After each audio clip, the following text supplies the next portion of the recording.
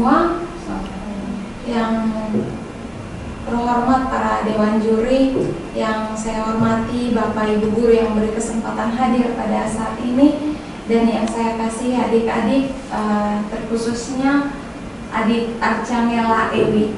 Jadi pada hari ini Bapak Ibu kita akan melangsungkan ujian karya ilmiah dengan peserta ujian Archanela Pak Ewi kelas 12 MIPA. Tanpa memperpanjang waktu, saya memberikan kesempatan dan waktu seluas-luasnya kepada moderator. Baik, terima kasih untuk kesempatan yang diberikan kepada saya sebagai moderator pada hari ini. Yang pertama, ucapan kita patut bersyukur kepada Tuhan karena atas berkat kasih dan penyertaan Tuhan pada hari ini kita boleh berkumpul di sini dan kita akan sama-sama mengikuti ujian karya ilmiah. Ucapan terima kasih yang pertama kepada Ibu Emma sebagai penguji 1 yang telah bersedia hadir pada kesempatan ini. Yang kedua kepada Pak Oktav sebagai penguji 2 juga yang telah hadir pada kesempatan hari ini. Pada hari ini tanggal 23 Maret 2024 akan segera kita dengarkan bersama presentasi karya ilmiah dari anak Archanela Pak Ewi dari kelas 12 MIPA.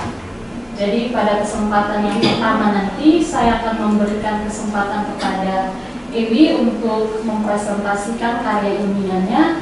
Kesempatan kedua nanti saya akan memberikan kesempatan untuk tanya jawab kepada Ibu Emma sebagai penguji 1, terus kepada Pak Oktav sebagai penguji 2, dan kepada saya sendiri nanti saya akan bertanya sebagai penguji ketiga.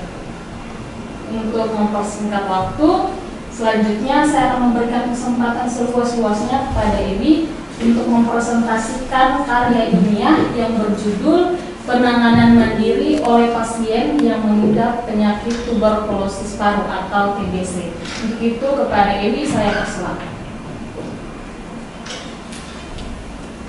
Baik, terima kasih pada moderator yang telah memberikan saya kesempatan. Selamat pagi untuk kita semua. Selamat pagi. Yang terhormat penguji pertama Ibu Emma, penguji kedua Pak Oktav, dan penguji ketiga Ibu Sofi.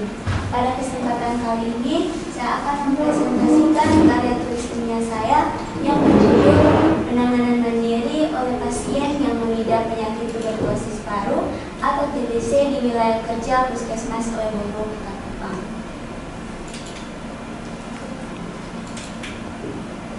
Yang pertama, latar belakang.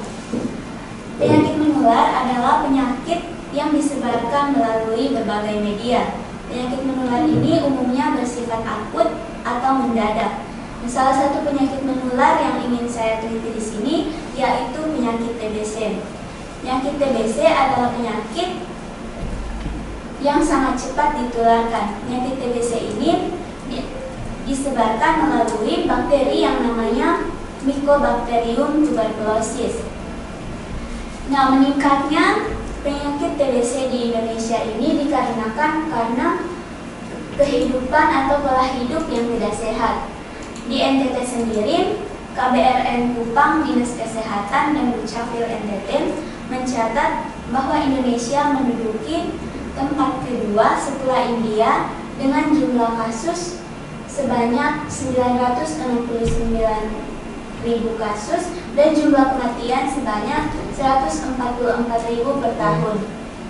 NTT merupakan salah satu dari 8 provinsi prioritas untuk notifikasi atau penemuan kasus TB dengan target 21.131 penemuan kasus.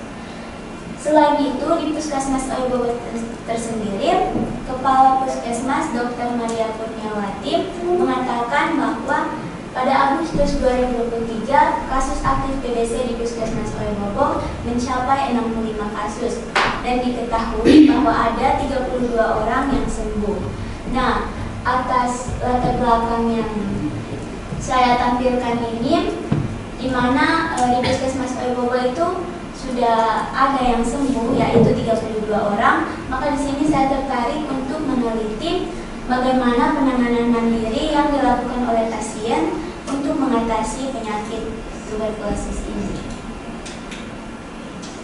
Yang berikut rumusan masalah. Yang pertama, bagaimana proses penanganan mandiri pasien yang mengidap penyakit tuberkulosis paru di wilayah kerja Puskesmas Oibobo, Kota Kupang. Yang kedua, bagaimana pencegahan pasien TBC agar tidak menularkannya ke orang lain. Yang berikut tujuan penelitian untuk mengetahui bagaimana proses pengobatan TBC, dan yang kedua untuk mengetahui bagaimana proses pencegahan penularan TBC. Yang berikut manfaat penelitian. Manfaat penelitian yang pertama yaitu bagi pembaca, memberikan informasi kepada pembaca bagaimana dan tentang apa itu TBC, pengobatan dan pencegahan penularannya. Yang kedua bagi penulis, yaitu memberikan tambahan wawasan lagi bagi penulis dan juga sebagai syarat melengkapi ujian sekolah. Yang berikut bab 2 pembahasan. Di sini saya akan membahas tentang yang pertama tuberkulosis paru atau TBC.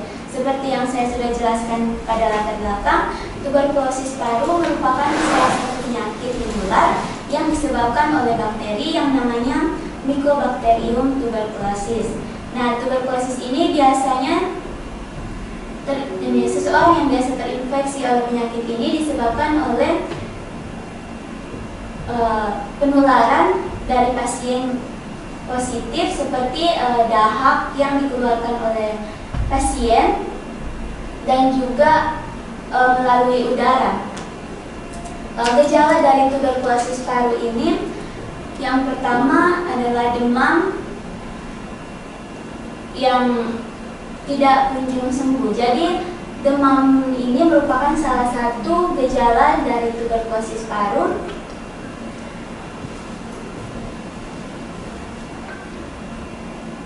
Demam adalah salah satu gejala dari tuberkulosis paru yang dimana seorang penderita TBC paru ini akan mengalami demam dan influenza yang tak kunjung sembuh atau hilang muncul. Jadi pasien yang terinfeksi penyakit ini akan mengalami gejala yaitu demam. Gejala yang kedua yaitu batuk. Yang batuk adalah gejala yang dialami oleh pasien tuberkulosis dan batuk yang dikeluarkan oleh pasien tuberkulosis ini bisa sampai mengeluarkan batuk darah. Jadi batuk ini akan lebih dari 3 bulan dan batuk ini bisa mengeluarkan darah. Yang berikut adalah keringat di malam hari. Jadi seseorang yang mengidap penyakit tuberkulosis ini akan berkeringat pada malam hari. Tidak mengenal apakah cuacanya dingin ataukah tidak mengenal cuacanya seperti apa, tapi pasien TBC itu akan mengalami yang namanya keringat di malam hari.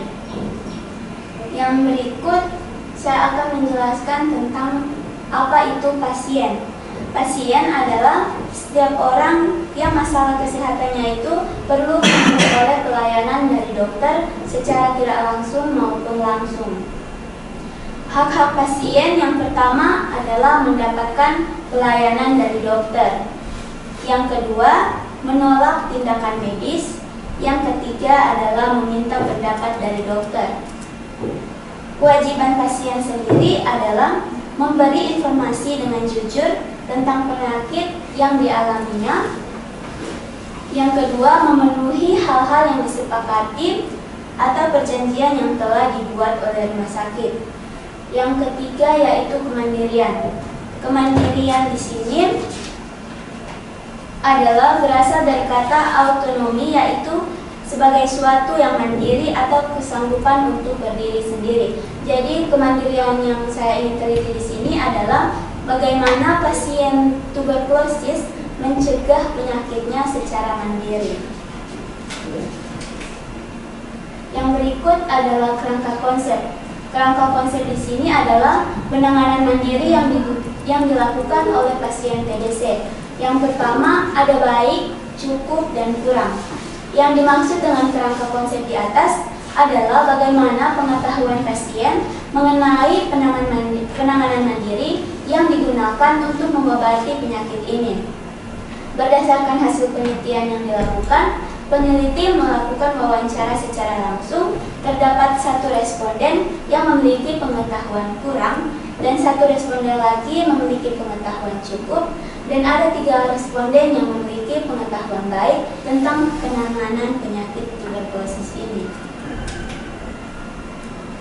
Yang berikut yaitu metode penelitian. Yang pertama yaitu jenis penelitian. Jadi jenis penelitian yang saya pakai di sini adalah jenis penelitian kualitatif, di mana penelitian kualitatif itu tidak berkisar pada rumus atau statistik dan hanya berpusat pada deskripsi atau materi. Yang berikut waktu dan lokasi penelitian. Waktu dan lokasi penelitian ini saya lakukan penelitiannya pada tanggal 26 Februari 2024 bertempat di Puskesmas Oebobo. Yang berikut adalah populasi dan sampel penelitian. Populasi dan sampel penelitian yang saya ambil di sini adalah pasien yang mengidap tuberkulosis sendiri. Yang berikut yaitu jenis dan alat pengumpulan data. Jenis dan alat pengumpulan data yang pertama yaitu data primer, adalah data yang secara langsung atau data yang diambil secara langsung melalui wawancara dengan pasien yang mengidap penyakit tuberkulosis. Yang berikut adalah data sekunder, data atau karakteristik responden yang saya ambil melalui angket atau kuesioner yang diisi oleh pasien. Yang berikut adalah teknik pengumpulan data. Teknik pengumpulan data di sini yang pertama observasi. Saya melakukan observasi terlebih dahulu, pergi ke Puskesmas Oebobo dan meminta izin serta kepada kepala puskesmas tersendiri untuk meneliti penyakit tuberkulosis ini. Yang kedua adalah wawancara. Jadi saya melakukan wawancara secara langsung dengan pasien yang mengidap tuberkulosis ini. Yang ketiga adalah pengisian angket. Jadi setelah wawancara saya meminta pasien untuk mengisi kuesioner yang telah saya berikan. Yang berikut yaitu bab 4 pembahasan. Yang pertama, penanganan mandiri oleh pasien yang mengidap penyakit tuberkulosis paru atau TBC di wilayah kerja Puskesmas Oebobo, Kota Kupang. Yang pertama, rutin melakukan pemeriksaan di puskesmas. Seseorang yang mengidap penyakit tuberkulosis harus rutin melakukan pemeriksaan di puskesmas. Seperti yang kita ketahui bahwa pengobatan penyakit tuberkulosis itu tidak boleh asal-asalan. Jadi rutin melakukan pemeriksaan di puskesmas ini, bagaimana dokter dapat melihat bagaimana peningkatan berat badan seorang, bagaimana peningkatan berat badan pasien, bagaimana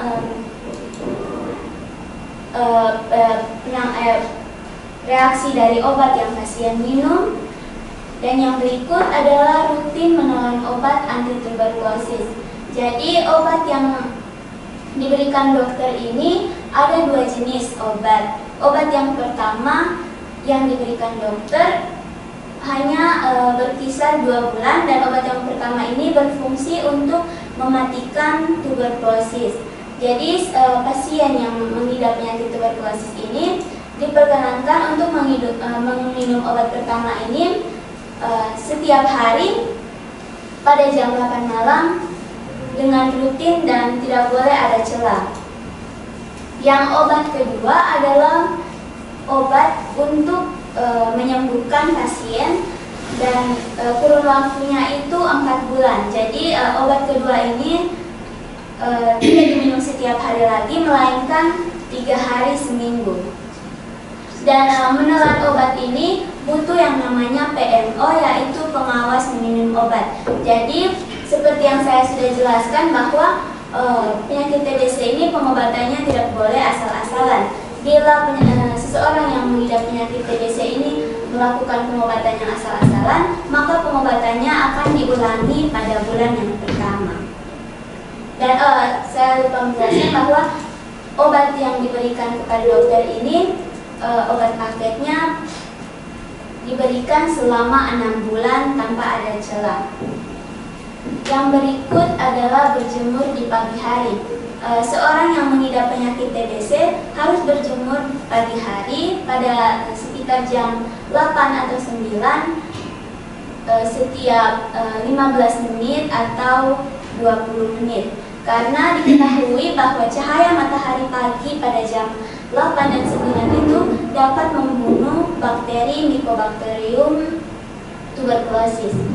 Yang berikut adalah olahraga.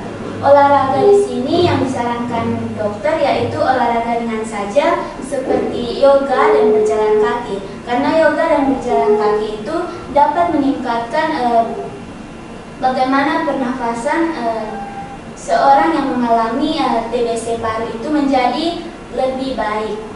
Yang berikut yaitu menjaga pola hidup dan pola makan. Menjaga pola hidup dan pola makan di sini bahwa pasien TBC itu harus menjaga pola hidup dan pola makannya. Bagaimana TBC itu harus memakan makanan yang sehat seperti karbohidrat, protein, dan lain-lain. Dan pasien TBC itu harus menghindari yang namanya papasan asap rokok secara langsung. Yang kedua yaitu cara pencegahan pasien TBC agar tidak tertular ke orang lain. Yang pertama adalah memakai masker ketika beraktivitas. Seperti yang saya sudah jelaskan bahwa seorang akan terinfeksi TBC apabila terkena dahak atau percikan dahak dari seseorang yang positif TBC. Jadi pasien TBC itu disarankan dokter untuk beraktivitas dengan menggunakan masker. Dan masker yang digunakan di sini bukanlah masker kain atau masker yang dijual pada toko-toko, melainkan masker medis. Jadi masker medis ini sangat berguna bagi pasien TBC. Yang kedua adalah memisahkan peralatan makan dengan orang lain. Dengan memisahkan peralatan makan dengan orang lain, pasien TBC ini akan mencegah agar penyakit TBC ini tidak tertular ke orang lain seperti keluarga yang tinggal bersama dia. Yang berikut adalah tidak membuang dahak atau meludah sembarangan. Penyakit TBC ini merupakan penyakit yang disebabkan atau seorang dapat terinfeksi apabila dahak atau ludah seorang pasien yang terkena pada seseorang yang negatif. Jadi seseorang yang mengidap penyakit TBC ini disarankan dokter untuk membuang dahaknya pada tempat di dalam lubang kloset atau membuang dahaknya dengan tisu dan dibuang ke kotak sampah. Yang berikut adalah membatasi kontak dengan kelompok rentan. Yang pertama itu adalah ibu hamil, yang kedua anak-anak, yang ketiga lansia, yang keempat adalah seorang yang mengidap penyakit autoimun.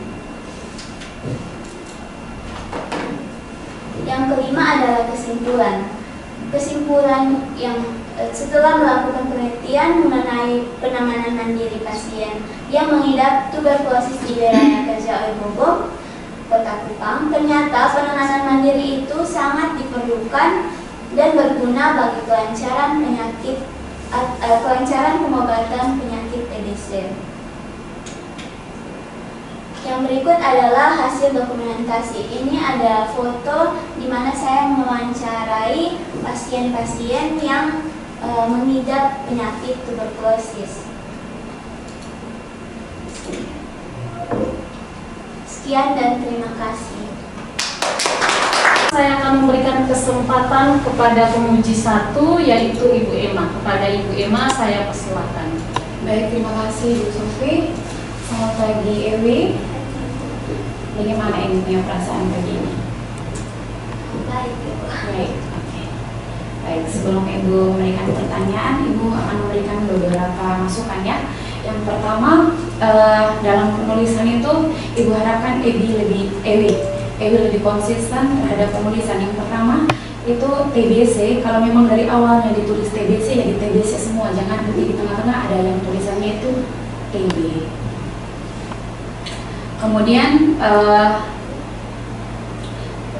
perhatikan lagi untuk mengartikannya, tanda bacanya. Kemudian mungkin ada beberapa hal yang Ewi ambil dari luar, Ibu masukkan di situ dan Ewi tidak perhatikan lagi, karena ada di tengah-tengah itu ada beberapa yang muncul nomor yang tidak ada sangkut pautnya dengan pembahasannya Ewi.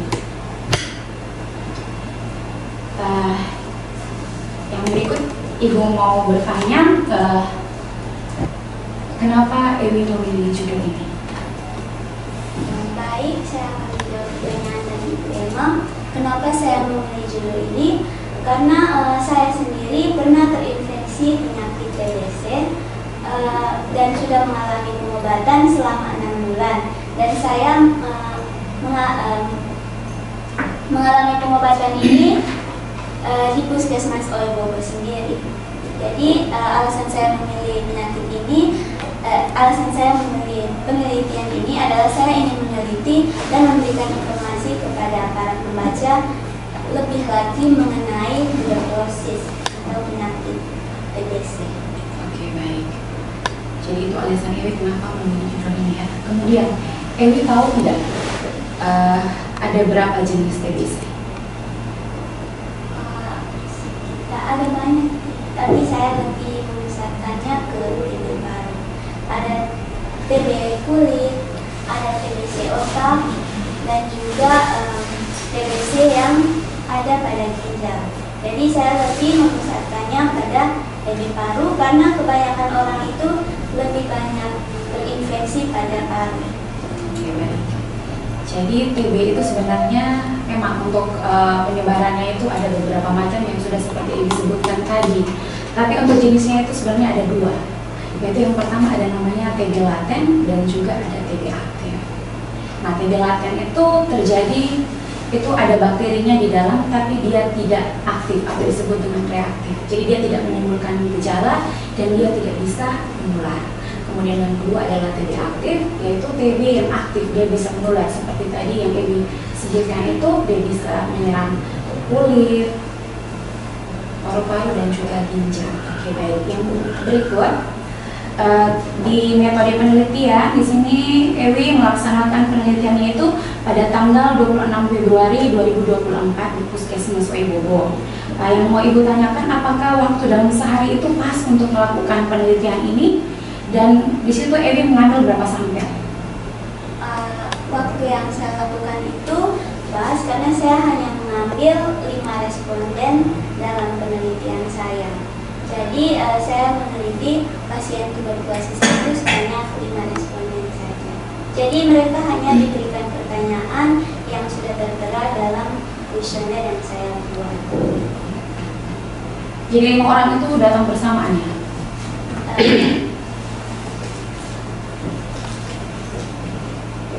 Kemudian pertanyaan yang terakhir, apakah setelah mengikuti pengobatan, terapi, apakah seorang yang sudah pernah mengidap penyakit TB itu dia dapat tertular kembali? Bila memang dia dapat tertular kembali, tetapi bila dia mematuhi kesehatan seperti memakai masker dan lain sebagainya, penyakit TB ini tidak akan menular lagi. Dan penyakit TB bila sudah diobati selama 6 bulan atau meminum obat paket selama 6 bulan, dia tidak akan tertular lagi. Terima kasih, itu saja dari saya. Baik, terima kasih untuk Ibu Emma yang sudah memberikan masukan, kritik maupun pertanyaannya. Selanjutnya saya akan berikan kesempatan kepada penguji 2 yaitu Pak Oktav. Pada Pak Oktav saya silakan. Terima kasih untuk kesempatan yang telah diberikan kepada saya. Pertama, Prof. untuk Dewi yang sudah ujian pada hari ini, dan terima kasih juga untuk pembimbing 1 Pak Carolus Boromeo-Sekia Nende Eskom, dengan pembimbing 2-nya itu Ibu Sofiana Kolobenu Esos yang sudah membimbing kamu dalam mengerjakan karya ilmiah ini.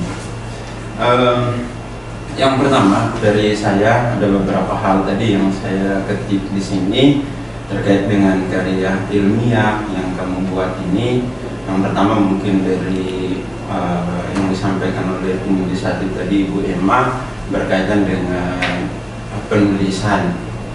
Penulisan itu khususnya huruf besar, huruf kecil, dan lebih khususnya ya untuk kata asing.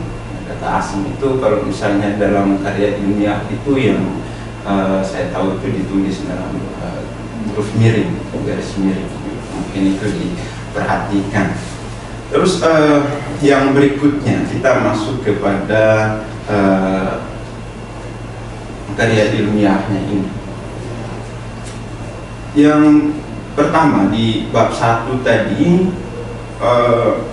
di situ dijelaskan berkaitan dengan latar belakang dari judul kamu itu terkait dengan penanganan pribadi lah begitu dari orang yang mengidap penyakit TBC ini, dan di situ juga dijelaskan berkaitan dengan beberapa kondisi ya, termasuk di NTT yang sudah mengidap kasus TBC ini. Dan itu bagus sekali di situ karena kamu sudah menjelaskan itu secara detail. Dan di bab 2 yang berkaitan dengan konsepnya, teorinya, dan yang berikutnya bab 3 berkaitan dengan metodologi penelitian, dan yang 4 itu pembahasan. Oke. Saya perhatikan di bab 2 di peta konsep ya, kita coba jelaskan dulu maksud dari peta konsep ini. Apa gunanya dia di dalam bab 2 ini? Jadi kerangka konsep yang saya maksud di sini, di mana saat saya melakukan penelitian kepada pasien dalam pengisian kuesioner, itu ada salah satu pasien yang bahkan dia tidak tahu bagaimana penanganannya, bahkan dia tidak memakai masker kadang-kadang. Jadi saya menaruhnya di situ sebagai satu responden yang kurang, dan dia juga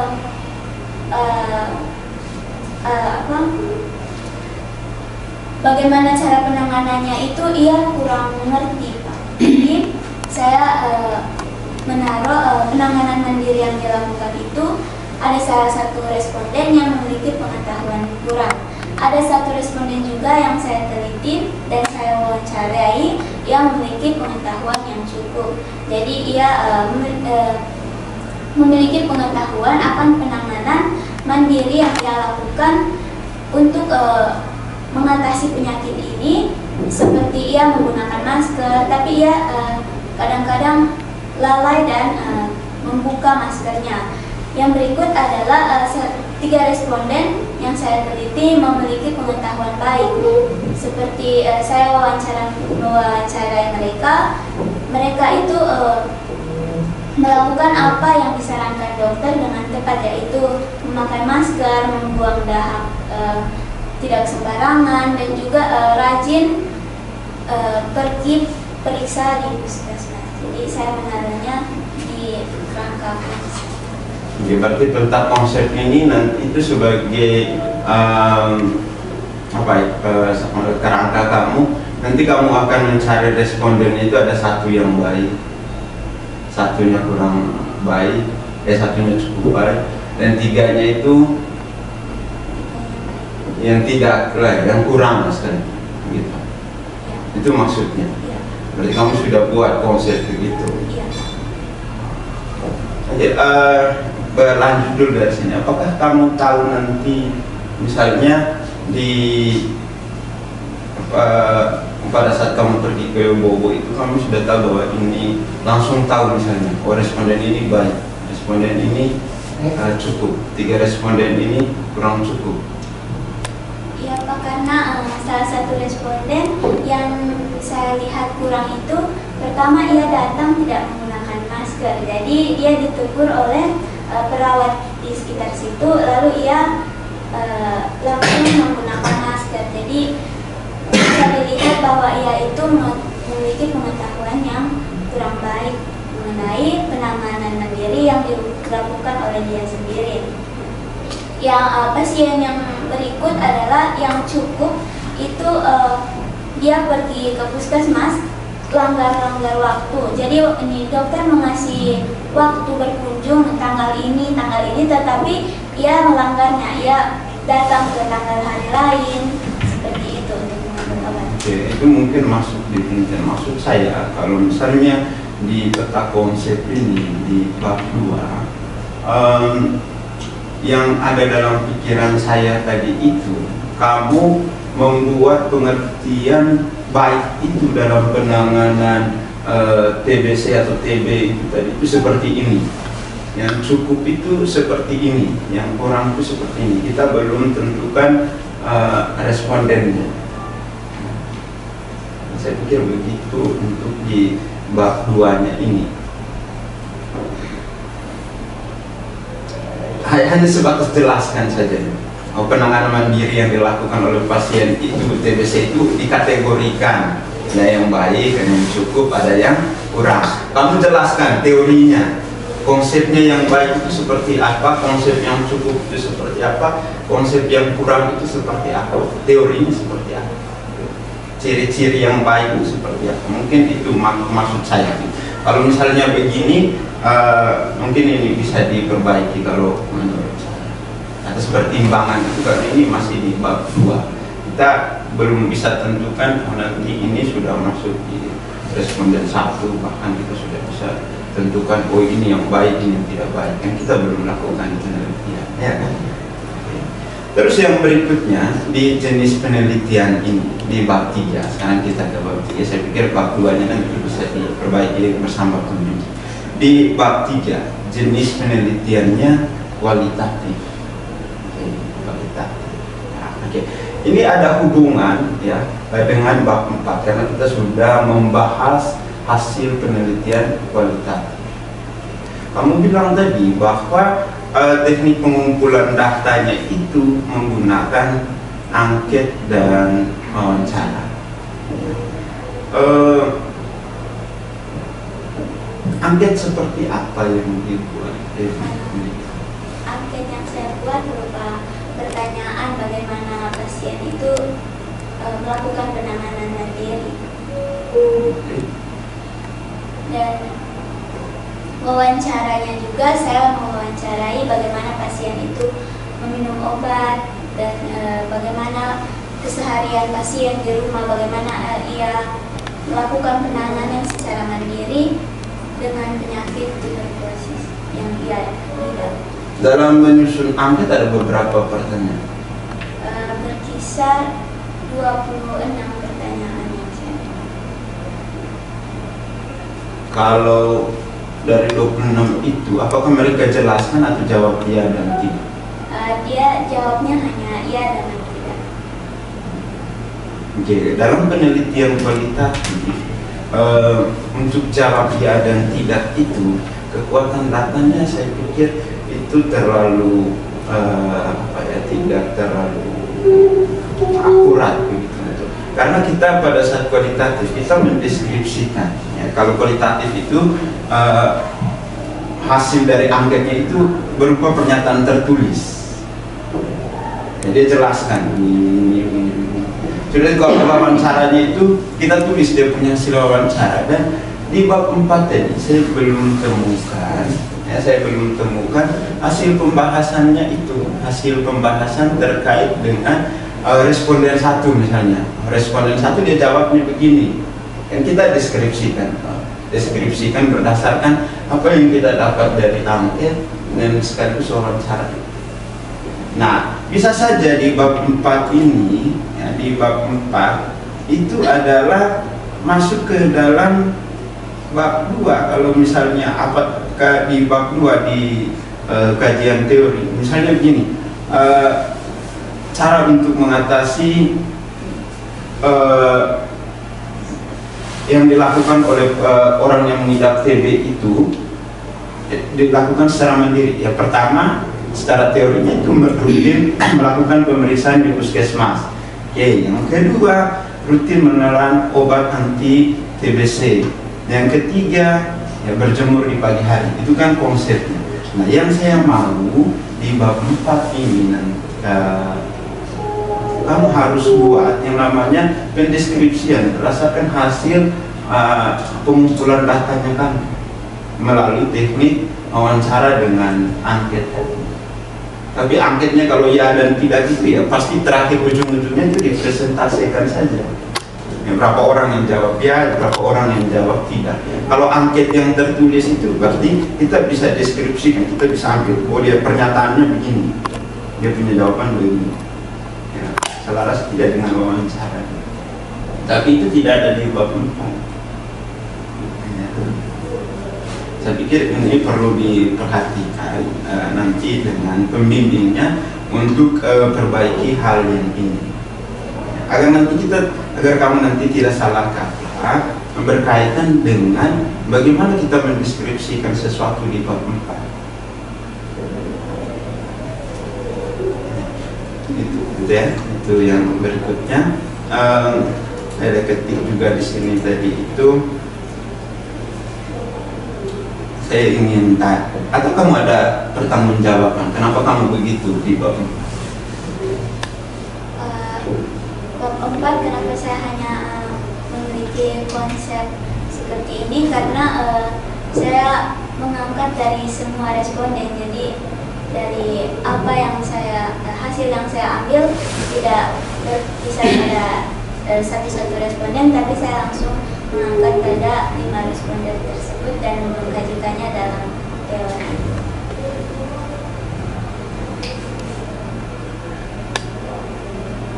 5 respon dari populasi berapa tuh? Kan sampelnya katakan di satu puskesmas dan responden yang diambil 5. Populasi keseluruhan TBC yang di Kota Tuban.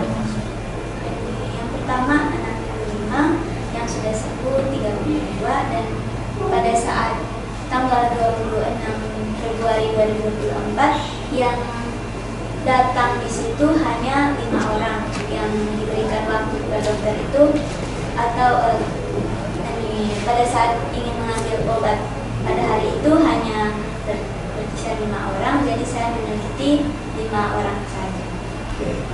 Oke, masukannya saya pikir perlu perhitungan untuk menentukan berapa sampel, karena dalam penentuan sampel itu dari populasi, katakan kita punya populasi 65, ya, ada hitungannya untuk menentukan sampel. Bukan berarti itu atas inisiatif kita ataupun atas persetujuan orang lain, ya, karena nantinya sampel ini berusaha untuk menjelaskan populasi. Misalnya saya penelitian tentang seluruh siswa di SAJ, tidak mungkin saya hanya sesuka hati saya ambil saja 1-2 atau 5 orang saja dengan sekian banyaknya populasi. Apakah itu cukup untuk menggambarkan keseluruhan tentang orang TBC? Ya, perlu diperhatikan hal yang semacam itu agar nantinya ya penelitian kita itu betul-betul ya dijelaskan secara keseluruhan. Ya. Pertanyaan yang terakhir, apa yang ingin dicapai dari penelitian dari ini? Jadi yang ingin saya capai di sini bahwa saya memiliki pengetahuan yang lebih lagi terkait penyakit TBC ini. Jadi saya bagaimana saya ingin mencapai setelah saya melakukan karya tulis ilmiah ini, bagaimana saya itu ingin mencapai atau nilai-nilai ujian yang saya peroleh untuk ujian karya ilmiah saya. Itu konteks berkaitan dengan individunya kamu.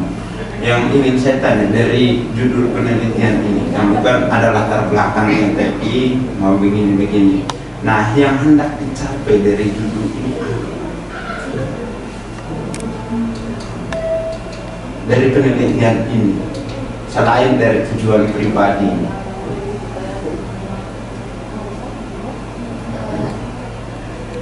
Judul penanganan mandiri oleh pasien ini yang ingin saya capai itu bagaimana saya sudah membuat karya tulis ilmiah ini, bagaimana nanti para pembaca selanjutnya dapat membaca hasil karya tulis ilmiah saya dan terinspirasi untuk atau memberi informasi terkait tuberkulosis ini kepada pembaca yang para pembaca berikutnya atau peneliti selanjutnya. Jadi hal yang ingin saya capai ini bahwa bagaimana saya akan di mana para pembaca selanjutnya akan mengoreksi atau membaca hasil karya tulis ilmiah yang sudah saya buat. Terima kasih untuk jawabannya, dan saya harapkan tadi hal-hal yang menjadi masukan ataupun hal-hal yang perlu kamu pahami itu tolong dipelajari dengan baik, ya, dipahami lagi. Nanti saya tunggu untuk perubahannya di bab 4 itu yang pendeskripsian. Bisa? Oke, saya pikir itu saja.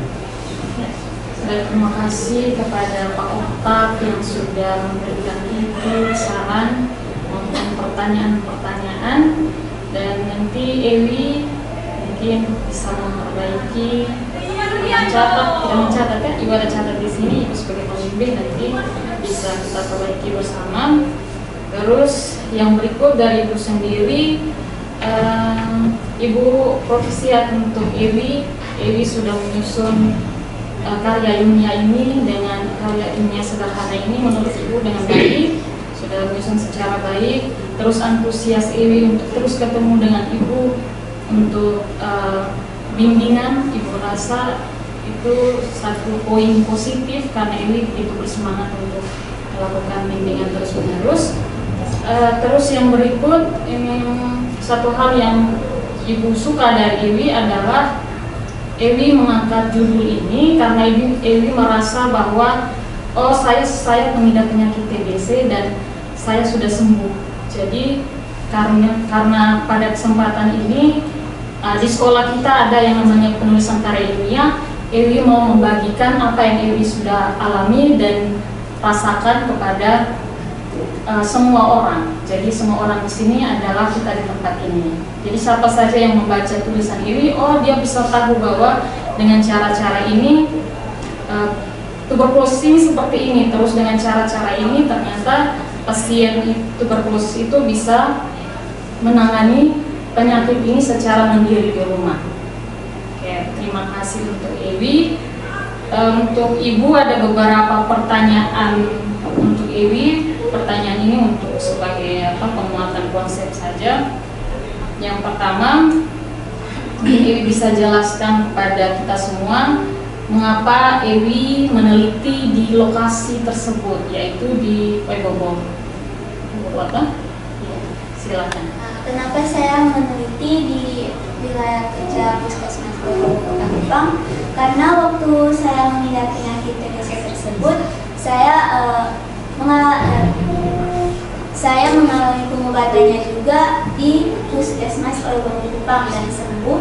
Jadi saya sempat kenal dengan dokter yang menangani penyakit yang saya idap ini. Jadi saya terkesan untuk meneliti kembali di tempat di mana saya berobat, yaitu Puskesmas Kota Kupang. Selanjutnya, tentunya sebelum mengetahui bahwa Ewi ini mengidap penyakit TBC, pasti ada gejala-gejala yang muncul. Ewi merasakan itu sendiri. Nah, Ibu mau tanya gejala-gejala apa yang ada pada pasien ketika dia mengalami TBC. gejala awal? Ya, gejala yang saya alami saat itu adalah saya mengalami gejala demam yang hilang muncul. Jadi demam yang saya alami ini kayak dia pagi demam, setelah itu sembuh minum obat, terus malamnya demam lagi, besoknya demam lagi, dan demamnya itu hilang muncul. Yang kedua yaitu saya batuk lebih dari 3 bulan. Jadi batuk yang saya alami ini sampai mengeluarkan darah. Yang ketiga bahwa saya juga berkeringat di malam hari. Tak mengenal cuaca maupun cuaca itu dingin, saya tetap berkeringat pada malam hari, dan saya juga memiliki pikiran yang cemas dalam segala hal. Yang berikut pada bagian tujuan penelitian, coba Ibu buka penelitian. Bagian tujuan penelitian itu apakah menggunakan kata bagaimana atau itu hanya pada bagian rumusan masalah saja? Dan tujuan penelitian ini saya bertujuan untuk mengetahui bagaimana proses pengobatan TBC. Jadi saya menggunakan kata bagaimana. Langsung ganti untuk mengetahui proses pengobatan, hilangkan kata bagaimana. Itu yang salah. Oke. Terus mungkin yang bagian kajian teori itu di PowerPoint nanti mungkin kurang perhatikan, jadi bagian kajian bab 2. Iya. Bab 2 itu sebenarnya bukan pembahasan. Bab 2 itu kajian teori, tapi hanya salah penulisan, salah teknis, tapi nanti diperhatikan. Terus yang terakhir, pertanyaan terakhir ini silakan jawab sesuai dengan apa yang dirasakan selama Ewi bersekolah di SMA Santo Arnoldus Jansen. Lagi beberapa bulan lagi Ewi sudah melangkah keluar dari SMA Santo Arnoldus Jansen. Ewi sudah bergabung dengan masyarakat, entah Ewi mau lanjut kuliah ataupun tidak, tapi Ewi sudah kurang lebih 3 tahun di sini. Yang Ibu mau tanyakan adalah bagaimana perasaan Ewi selama menjadi peserta didik di sini, apa kesan dan pesan Ewi? Silakan. Jadi saya merasa senang karena bersekolah di SMA Santo Arnoldus Jansen. Terkait dengan program dari SMA ini sendiri, yaitu ujian karya ilmiah ini sangat membantu saya untuk masa depan saya yang selanjutnya. Dengan latihan atau membuat bagaimana cara penulisan karya ilmiah, jadi saya sangat berterima kasih kepada sekolah ini, dan juga berterima kasih atas program yang sudah Bapak Ibu guru buat. Sudah. Dari Ibu mungkin pertanyaan hanya itu saja. Terima kasih Ewi sudah mengikuti setiap proses yang ada di SMA Santo Arnoldus Jansen hingga pada Ewi sampai pada tahap ini. Masih ada 1 tahap lagi yaitu ujian sebelum Ewi keluar. Tapi Ibu rasa kalau Ewi sudah sampai pada tahap ini satu hal positif yang luar biasa yang Ewi buat. Ya. Selanjutnya mungkin ada teman-teman yang mau bertanya kepada Ewi apa saja? Tidak ada? Oke. Saya rasa cukup sekian presentasi karya ilmiah pada pagi hari ini. Kita kasih aplaus dulu untuk Ewi. Jadi bekal apa yang sudah Ewi dapat di sini, pergunakan itu di luar sana dan bermanfaat untuk orang lain. Mungkin itu saja dari Ibu. Untuk kita semua pada penguji 1, penguji 2, saya ucapkan terima kasih.